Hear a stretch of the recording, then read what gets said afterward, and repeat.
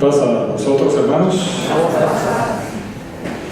Desde tiempos remotos, el hombre ha sido religioso, ha tenido una fe, y los más antiguos vestigios arqueológicos de que el hombre creía en un ser superior, curiosamente están en Israel, en una cueva que se llama Kafse, donde estos restos son del 93.000 antes de Cristo.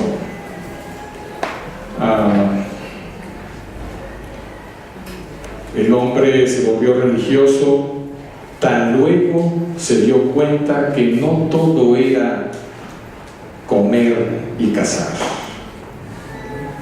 Cuando se dio cuenta que no todo era el aspecto físico, cuando sintió la necesidad de algo más allá de sus propias fuerzas y de lo que alcanzaba a ver, claro que empezó a relacionar aspectos creacionales y de la naturaleza como divinidades, pero finalmente su fe estaba ahí. Él necesitaba creer, porque el hombre está hecho también con esa configuración antropológica y con la necesidad de creer.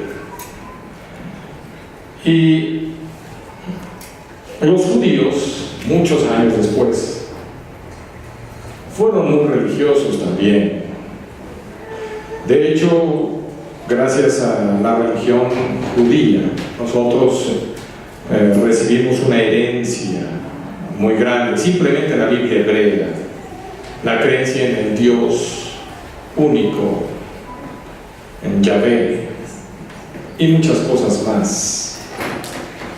Los judíos fueron religiosos, y todos nosotros, y creyentes de todas partes del mundo a través de la historia, lo hemos sido, y eso no está mal. El problema es que el hombre tiende a hacerse religioso más que espiritual, y habría que simplemente hacer un recorrido en corto de lo que es el Antiguo y el Nuevo Testamento para darnos cuenta de eso. Por ejemplo, cuando Caín mata a Abel, Caín es un hombre muy religioso y le ofrenda a Dios, pero mata a su hermano. Los judíos, en este caso más bien los israelitas, cuando salen de Egipto, son personas creyentes y son religiosas, pero adoran y levantan una estatua de un becerro de oro y se quejan todo el tiempo de Dios y de Moisés. Religiosos. Y también David, el rey David, el paradigma de Israel. El rey David, religioso, creador de salmos, cánticos, poemas maravillosos, incluso para la literatura universal. Pero él mató a Urías para quedarse con su esposa. Amós, el profeta, criticó fuerte a los judíos del Reino del Norte, porque los del Reino del Norte eran bien religiosos y hasta levantaron un templo en el monte Gerizim. Pero tenían un pequeño problema: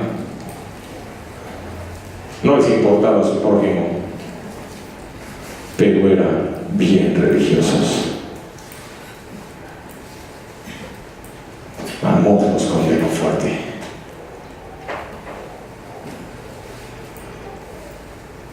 Los fariseos eran hombres sumamente religiosos y de verdad interesados por cumplir como debían, como Dios manda las cosas. pero perdieron lo más importante. Nicodemo, un hombre de Dios, pero el Señor le dice: con todo y tu religión, si no naces de nuevo, no puedes ver el rostro de Dios.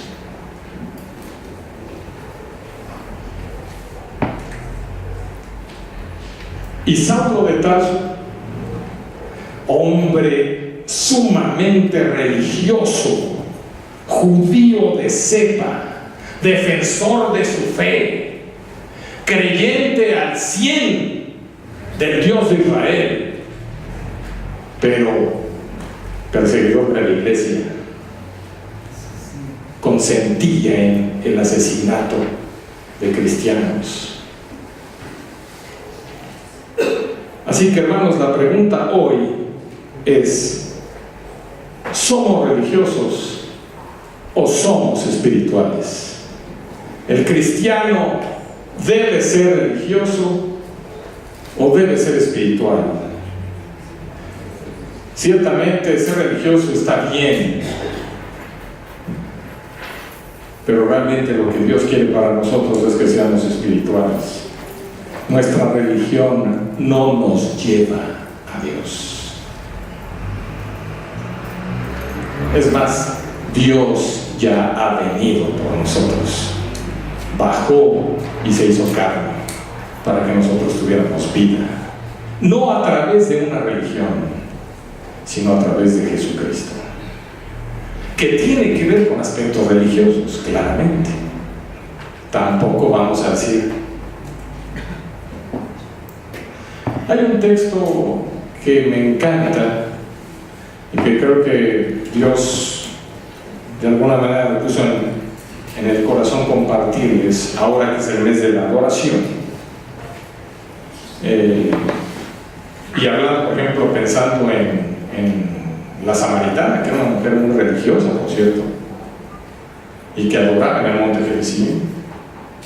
Y pues muy religiosa, pero no era una verdadera adoradora. Le dice el Señor: los verdaderos adoradores son aquellos que adoran en espíritu y en verdad. Los espirituales, no los religiosos. Si nos vamos a los religiosos, unos se peleaban por adorar en Gerizim, otros se peleaban por adorar en Jerusalén. Cualquier semejanza hoy en día no es mera coincidencia. En el capítulo 2 de Juan, en el verso 13, hay una escena de Jesucristo que se acerca a Jerusalén. Quiero mencionar aquí, muy importante, hermanos, que el Evangelio de Juan es un evangelio muy lleno de teología más que de literalidad histórica, tal cual. Habla más en metáfora, en poema, en signos, en señales, en figuras, en personajes corporativos, en números. Difícilmente habla en relato histórico como hoy lo conocemos, como una narración, así como nos cuentan la historia de David y Goliat. No, Juan no le gusta eso. Juan habla pura teología. Y cuando habla de la purificación del templo, no es la excepción. Y aquí empieza a hacer una enseñanza muy interesante. Dice: estaba cerca la Pascua de los judíos, dice Juan, cuando subió Jesús a Jerusalén, ya muy cerca de la Pascua de los judíos. Es un momento importante en la vida de Israel. La Pascua es como si se va acercando la cena del Señor para nosotros los cristianos. Bueno, pues ya todo el mundo está preparándose, anda haciendo esto, aquello. Ellos se acercan a Jerusalén. Había unas peregrinaciones, pero las peregrinaciones a la Virgen de Guadalupe el 12 de diciembre se quedan súper cortas con las que vivía Jerusalén. Se cree incluso que hasta 2,5 millones de personas llegaban de fuera. Tal vez suena exagerado, pero hay quien afirma eso. El punto es que eran muchísimas personas. No había ni dónde quedarse, se tenían que instalar a las afueras de la ciudad, armaban tiendas, en fin.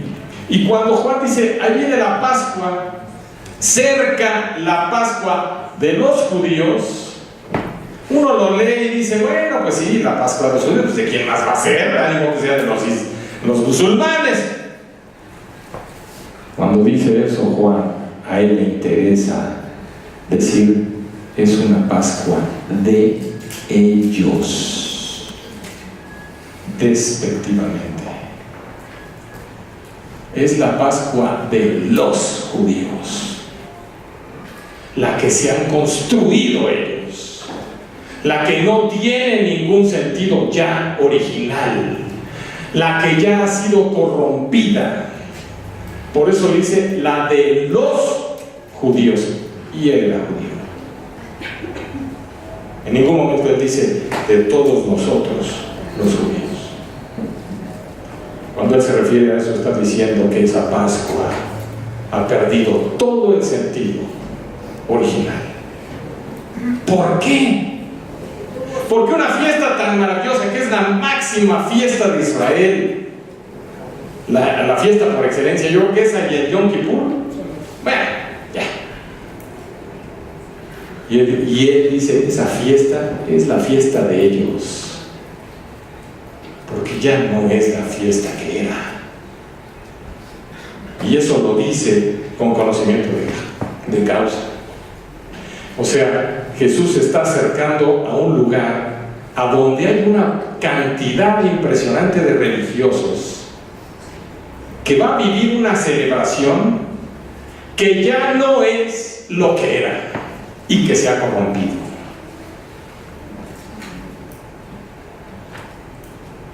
Y esa celebración es una celebración que se ha corrompido porque le han quitado todo el sentido que Dios le había dado. ¿Y cómo es que la han pervertido? La han pervertido haciéndola un negocio.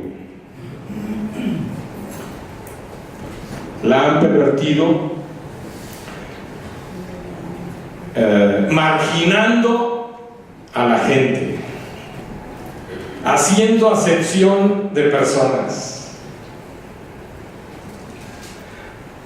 Aquí en el verso siguiente, que es el 14, dice: y halló en el templo a los que vendían bueyes, ovejas y palomas, y a los cambistas allí sentados, voy a seguir, y haciendo un azote de cuerdas, Jesús echó fuera del templo a todos, y las ovejas y los bueyes, y esparció las monedas de los cambistas, y volcó las mesas, y dijo a los que vendían palomas: quitad de aquí esto, y no hagáis de la casa de mi padre casa de mercado. Entonces se acordaron sus discípulos que está escrito: el celo de tu casa me consume. Y los judíos respondieron y le dijeron: ¿qué señal nos muestras ya que haces esto? Respondió Jesús y les dijo: destruid este templo y en 3 días lo levantaré. Dijeron luego los judíos: en 46 años fue edificado este templo, y tú en 3 días lo levantarás. Mas él hablaba del templo de su cuerpo. Por tanto, cuando resucitó de entre los muertos, sus discípulos se acordaron que había dicho esto, y creyeron la escritura y la palabra que Jesús había dicho. Hermanos, estamos ante una escena tan fuerte, incluso incómoda para mucha gente, porque ¿cómo es posible que el Señor Jesús se vuelva el hombre violento? Es la única escena de violencia de parte de Jesús en toda la Biblia, bueno, en todo el Nuevo Testamento, en los Evangelios. Y como que esto nos hace ruido. ¿Cómo es posible que nuestro Señor haya hecho esto? Imagínense, para que Jesús haya llegado a ese punto, lo crítico que estaba todo este asunto. ¿Cómo estaba la religión judía? O sea, en otras palabras, ya había tocado fondo, y no podía ser algo tan indignante como volver la religión o la fe en un comercio y en un negocio. Y cualquier cosa que se le parezca hoy sigue siendo tan vomitivo para Cristo y para Dios como lo fue en ese tiempo. Y desgraciadamente hoy en día, eso es lo que está por todas partes. Compañeros de mi trabajo que me dicen, tú no te preocupas de hacer tiempo extra, porque tú tienes tu otra entrada. Los diezmos sí dejan. Ellos creen que yo gano dinero aquí. Si supieran la realidad, ¿verdad? El cristiano muchas veces, en vez de ganar, al revés, uno pone su dinero. Cuando Jesús encuentra a los que vendían bueyes, ovejas, ustedes imaginen esa escena. Estamos ante un templo gigantesco, maravilloso, que se ha llevado 46 años en construirse. Bueno, eso es lo que pone Juan, que es un número simbólico, teológico, que voy a explicar también. Pero se ha llevado mucho tiempo. Y construyeron, en realidad lo que hizo Herodes no fue construir el templo, lo remodeló, lo reconstruyó, lo reedificó de lo que había quedado, que fue el segundo templo de Zorobabel. Hoy en día los judíos creen que va a haber un tercer templo y entonces va a venir el Mesías. No entienden que ese templo ya está aquí, ¿verdad? Pero en ese segundo templo que está remodeló Herodes y le costó mucho dinero y le encantaban las obras y quedaba bien y lo hizo muy bonito y todo, estaba el templo el atrio de los gentiles, era un patio muy grande hasta afuera. Después seguía el atrio de las mujeres, luego el atrio de los israelitas, de los hombres, luego el de los sacerdotes, y luego ya viene el santo y el santísimo. ¿Y a dónde creen que estaban todas estas cochinadas? Porque imagínense cómo era eso, a qué olía la suciedad que había de excrementos, de animales, de monedas, basura. ¿Dónde creen que estaba todo eso? ¿En el patio de los sacerdotes? No, por supuesto que no. En el de los gentiles. Son los gentiles.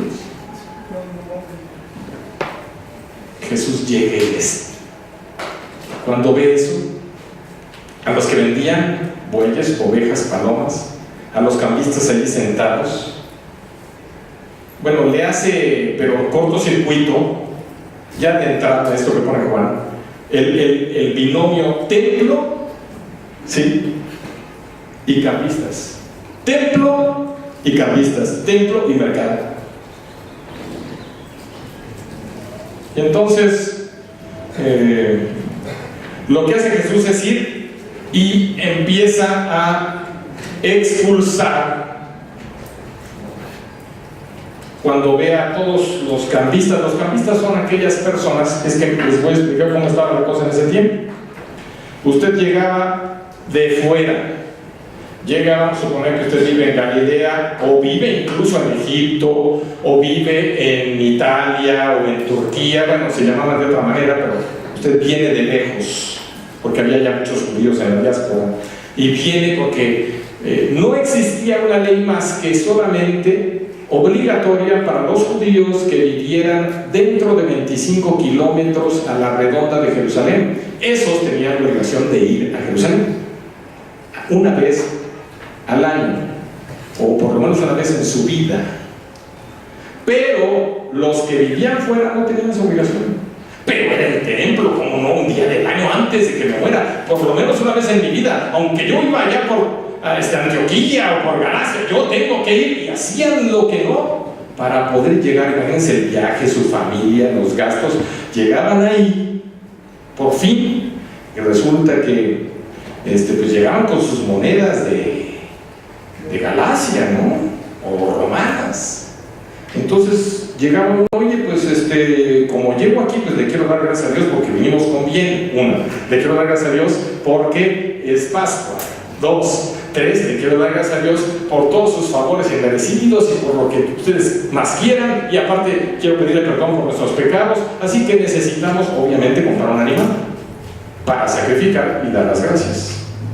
Y ahí estaba, no tanto ahí estaba el negocio, fíjense, el negocio estaba en que yo llegaba y decía, ok, ¿cuánto es por el buey? No, pues te cuesta tanto. Y entonces yo sacaba mis monedas, se las daba y me decían, no, este es dinero inmundo, es dinero pagano. Entonces los cambistas no son otra cosa que una casa de cambio al estilo 2017. ¿Verdad? Ustedes quieren cambiar dólares y uno es el tipo de cambio de entrada y otro de salida, ¿verdad? ¿Y cómo se especula con ese dinero? Yo he llegado a las casas de cambio y llego y dice ahí en el aeropuerto, ganga, ¿no? Así, por decir un número, 16 pesos el dólar. ¡Ay, pero si está a 17.50 me lo van a tomar! ¿Lo venden a 16? Excelente, yo llego y compro. No, 16 si compra arriba de 500 dólares. O regresa uno y se lo quiere cambiar, llega con sus dólares y ahí dice, le damos 20 pesos por... ¡Ay, pues está maravilloso! 20 pesos solamente si cambia $1,000 y en puros billetes de 100. Eso no lo ponen ahí. Pues háganle cuenta. Aparte, ahí se cobraba un impuesto por hacer el cambio. El caso es que usted iba pagando 1 día y medio de salario en impuesto por cada cambio de moneda. Y luego ya llevaba, por fin tenía el animal, y ese animal pues tenía ciertas características que le costaban mucho más caras. Si a usted se le ocurría, no, pues yo voy a llevar mis palomitas porque yo soy pobre, yo las crié allá en mi pueblo y me las traigo en el camino, pues ¿para qué gasto allá en el templo? Cuando llegaba había unos inspectores que se llamaban maje, que hacían majes a todo mundo. Entonces tomaban las palomas o los animales que fueran y los inspeccionaban y decían, uy, ¿qué crees? No, estos animales no pasan, están imperfectos. Oye, pero si como, mira, no tiene nada, no, vas a tener que comprarlos aquí. Oye, pues ¿cuánto cuesta? Costaban 4 veces más de lo que costaban. Han de cuenta el aguacate, pero al máximo. Y eso no es todo. El principal problema era lo que había atrás de todo eso.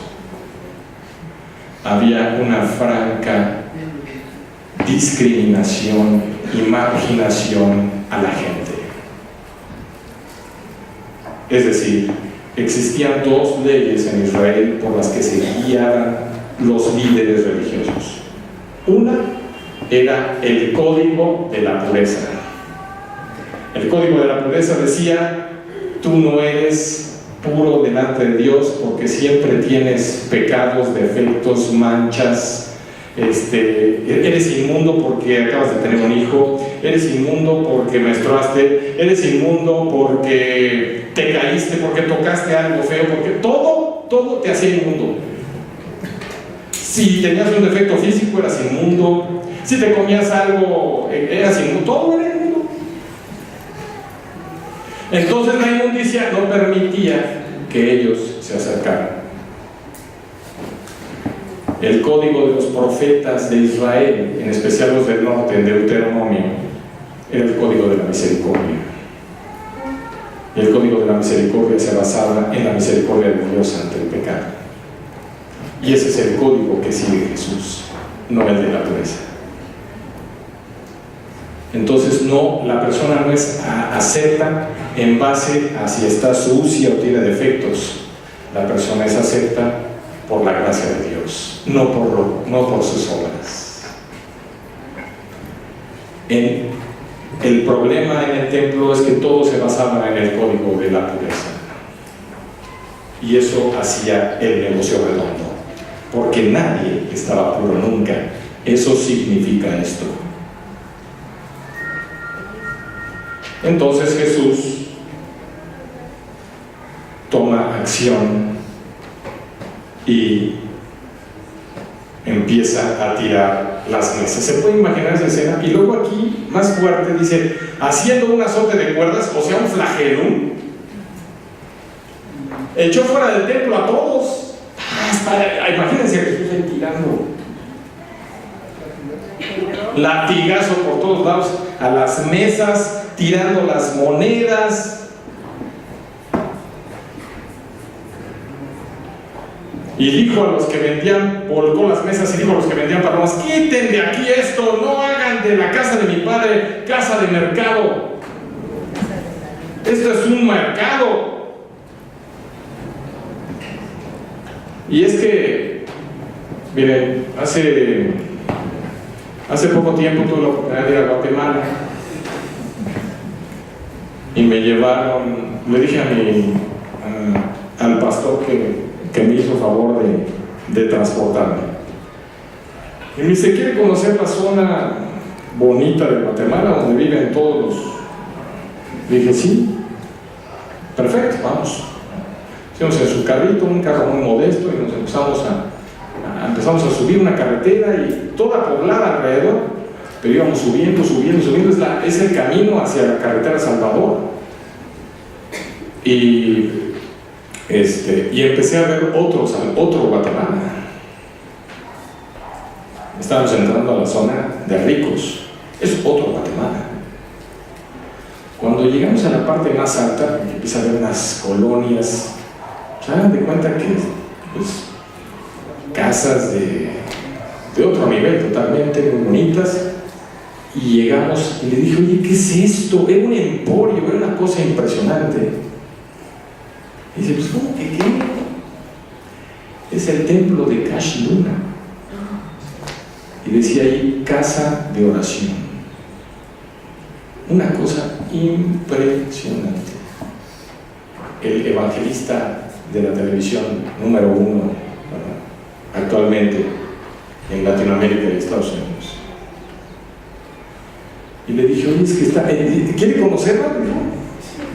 Dije: bueno, pues vamos a ver de una vez de qué se trata. Estaba cerrado y entonces se acercó a la reja, había cámaras por todas partes. Salió de su caseta de policía un policía y nos dijo: ¿qué se les ofrece? No, pues mire, yo traigo a mi amigo que viene de México, quisiera conocer nada más el templo, aunque sea un poco más cerca, que nos diera permiso de pasar, tomar unas fotos y ya. Dice: no, se necesita un permiso especial. Pero si quiere, tómele fotos desde aquí afuera. Está el templo, parece un estadio, pero se estoy diciendo tal cual. Y del lado derecho me dice: esas son sus oficinas. Bueno, un edificio impresionante. Bueno, ya de ahí le dije: oye, ¿y cómo es que se hacen de tanto dinero? Dice: es muy fácil. Dice: con los diezmos que tienen sumamente organizados y computarizados. Dije: ¿cómo es eso? Dice: tú entras al templo y te sientan dependiendo de tu nivel económico. Si tienes mucho dinero, te van a sentar hasta adelante. Y cada sobre de diezmos tiene una clave. Y esa clave es para los que diezman de una cantidad tal hacia arriba. Y los que tienen un diezmo más bajo, entonces se sientan más atrás. Y así sucesivamente hasta que llegan a los más pobres, ¿verdad? Esos que diezmen 50 quetzales o 20 quetzales. Pero los que diezman miles y miles de quetzales, esos tienen su clave, su asiento especial, todo está fríamente calculado. VIP. Hermanos, y luego se quejan de que Karl Marx dijera lo que dijera, ¿verdad? Lo dijo precisamente por esto. Allí en Alemania, su papá era judío, convertido al cristianismo. Conocía a pastores alemanes y que estaban de acuerdo con toda la explotación de los obreros. Y nadie decía nada, todo el mundo feliz. Hoy en la mañana estuvimos viendo con Hesky el dinero en la Biblia.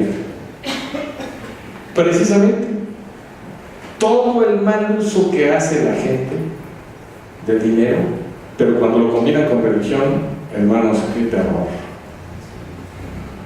Nada más lejos de que eso que quiera Dios. ¿Y a qué voy con todo esto? Yo sé que ustedes no lucran con la fe, nosotros no somos una iglesia poderosa, nosotros no tenemos, no lucramos con nuestras creencias, menos esta iglesia que con dificultades a veces, me refiero a la organización, andamos caminando económicamente.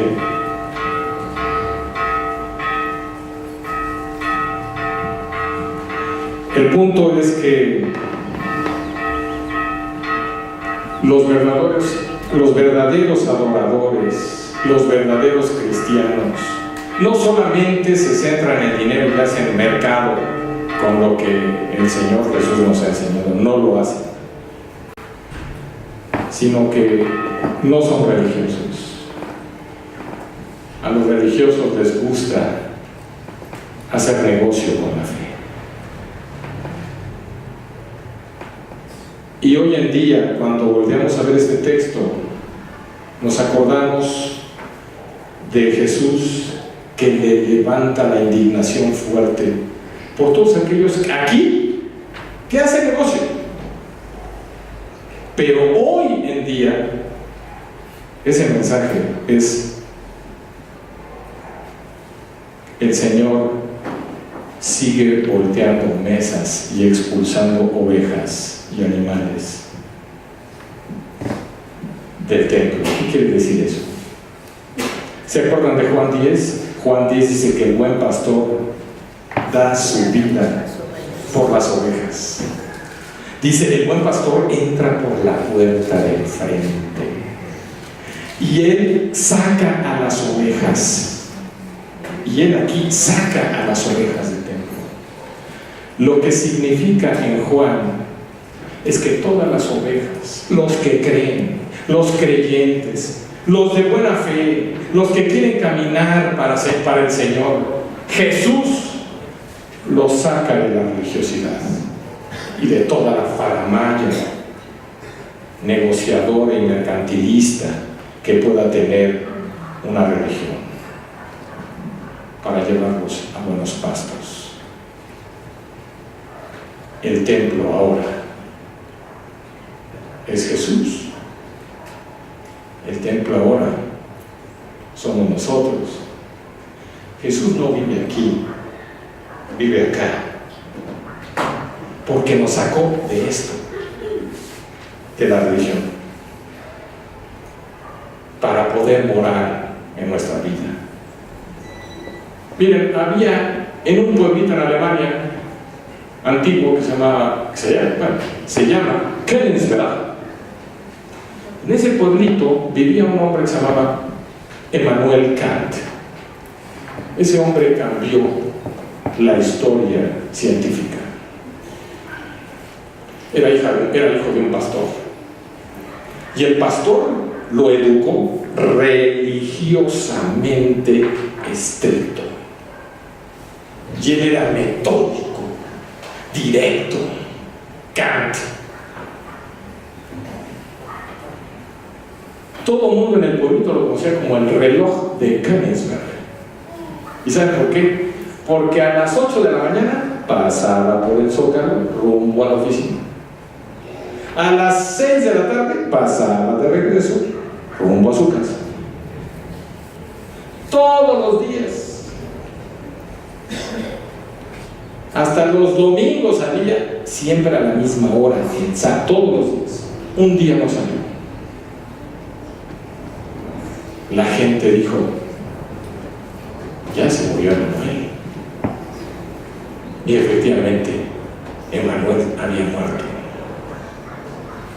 O sea, como decimos coloquialmente, hacemos algo religiosamente. No nos falla. Puntualmente, así era Kant. Religiosamente cumplía todo lo que tenía que cumplir, y su libro, La crítica de la razón pura y la otra de la razón práctica, hablan de moral, de religión, porque es lo que le enseñaron: religión, moralidad, estricto, cumplido. Pero él no era un hombre libre. Hizo historia para la ciencia. Pero yo creo que no vivió con la alegría de Jesucristo. Y era hijo de pastor. Como todo alemán frío, directo y religioso.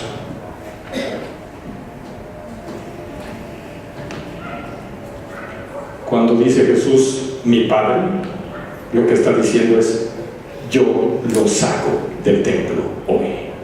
Mi Padre no vive en el templo, vive conmigo.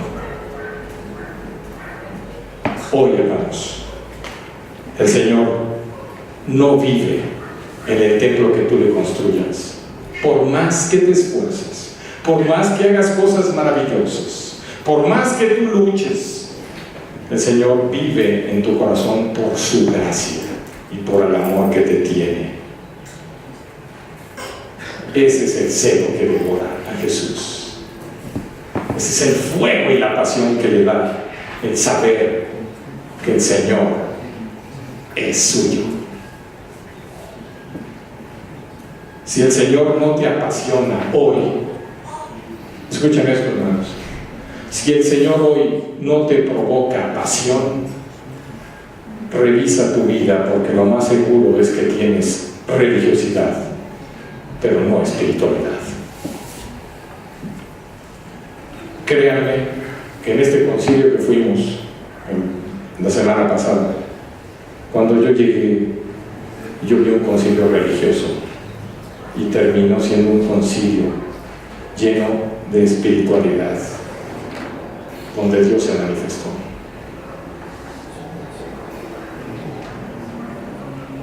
Destruye este templo, destruyan este templo y en 3 días lo reconstruiré. Todo el mundo se lo entendió literal. Y él hablaba de su cuerpo, de su resurrección. 3 días, y son 3 porque para los judíos el primer día era el día de del pecado, el segundo el de la condenación y el tercero el día de la salvación. Por eso Jesús resucita el tercer día, por eso lo reconstruye en 3 días, por eso el número 3 es tan importante, es el número superlativo teológico por excelencia, por eso es el 3 veces santo, que es el Dios de la salvación. Por eso Él dice, destruyan este templo, esta religiosidad hay que destruirla. Y hay que construir a Jesús, a mí, en este tiempo, en esta tierra, en este pueblo. Salvación es lo que necesitan en 3 días. Y entonces aquellos que no entienden nada, le dicen, pero si son 46 años que se han llevado construyendo este templo. Mi hermano, ¿saben por qué por 46? Porque la palabra hebrea Adán, cada palabra hebrea, ustedes saben que tiene un número, una numerología, una equivalencia numérica. Cada letra del alefato hebreo tiene una equivalencia numérica. Aleph, 1. Dalet, que es la D, vale 4. Y la Mem, que es la M, vale 40. En total son 45. O sea, Adán. Y aquí son 46. Porque está hablando del hombre. 46 años llevamos construyendo esto. O sea, todo el hombre, 40, el que equivale a 45, el Adán. Hemos tratado de construir Adán y más que Adán. Y no hemos terminado ni lo hemos logrado. Y Jesús les dice, Él hablaba, dice Juan, del templo de su cuerpo. Él resucitó. Él hablaba del nuevo hombre, no del hombre que se han querido construir en 46 los judíos. Jesús habla de una construcción de un nuevo hombre, no de un hombre religioso, de un hombre espiritual.